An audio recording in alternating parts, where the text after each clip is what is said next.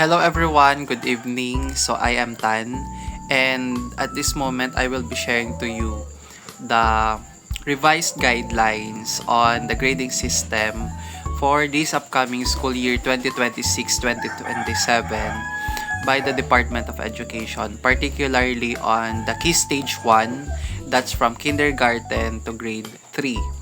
So para po sa mga parents out there na nanonood ng video na to, wag po kayong mabibigla if ang makikita nyo po sa report card ng anak nyo ay hindi na po numbers, kundi letters. Ano ba yung mga letters na yon?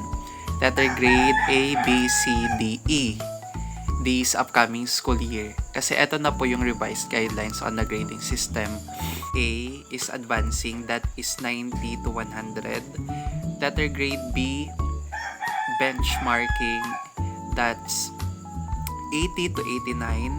Kapag C naman, connecting, 75 to 79.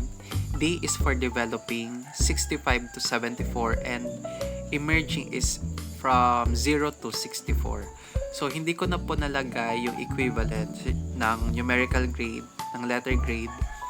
Pero, ilalagay ko na lang sa description or sa comment section para meron kayong guide. Pero itong material na to is mababasa nyo naman, kalat naman na siya ngayon sa Facebook and sa online.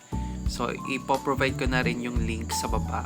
And gusto ko lang to i-share sa inyo para hindi na kayo mabigla and also maging updated na din sa magiging changes, major changes sa grading system this upcoming school year 2026-2027 sa Key Stage 1.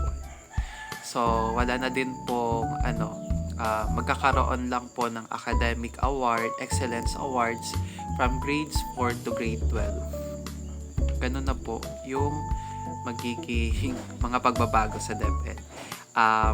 Sino ba yung makakakuha ng academic excellence awards?